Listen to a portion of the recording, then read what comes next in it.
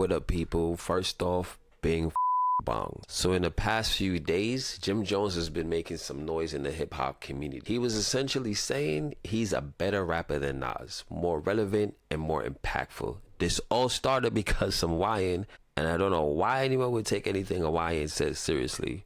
But anyway, this YN said he was more influenced by Jim than Nas, and therefore Jim was the better rapper than him. Once again, who would want to take a YN serious? Jim Jones, that's who. Because he doubled down on what that kid said, and suddenly we all ended up in an episode of the Twilight Zone or Black Mirror or some shit, because this whole shit is ludicrous. Shout out to Christopher Bridges. Now let me break this shit down for y'all.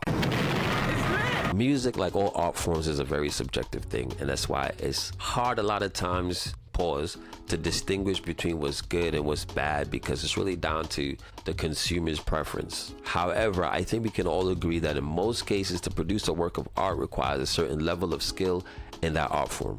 I say most cases because there are those other cases where it looks like a 5-year-old made some shit and is great somehow for reasons that are hard to ascertain if they're deep or pretentious. But all that abstract shit aside, skill level is normally a metric used to gauge how good a work of art is. It's not the only metric, but it's an important metric. Y'all with me so far? Alright, let's tie this into rap. Contrary to some of the shit we're hearing today, it actually takes some skill to rap.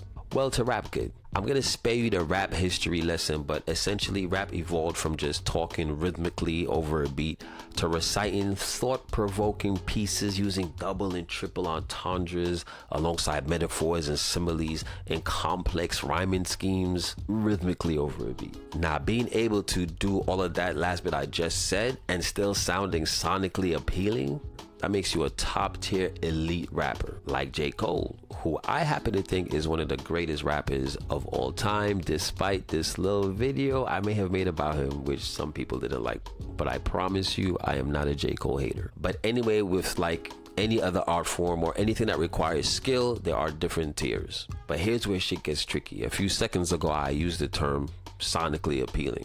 And we all know certain art forms lay emphasis on certain senses of ours. With painting, it's our sight, so the painting has to be visually appealing, whether it was done by a 5-year-old or some professional painter. And there are scenarios where what the 5-year-old did might be more visually appealing than what the pro painter did. It's a crazy world we live in.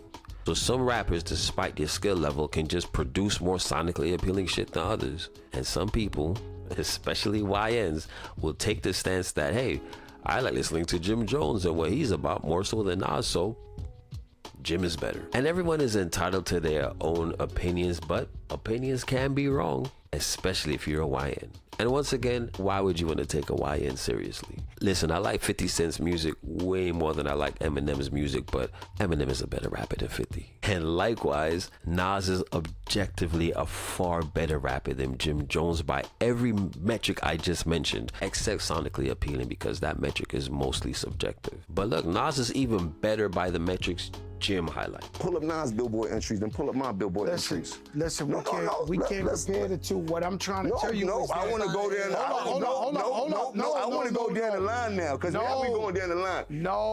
He's a rapper. No, Jimmy. Nas outshines you in those metrics too. This whole thing is bigger than Jim and Nas. What it really boils down to is a generational debate over what makes for good hip-hop. Nas representing an older era that most would say is around the golden era of hip-hop, and Jim representing, I don't know, Jim is a special case, because I guess in this situation, Jim represents the newer class of hip-hop, even though he's not from it, because Jim is only like 3 years younger than Nas. He became known as a member of the Diplomats, Dipset.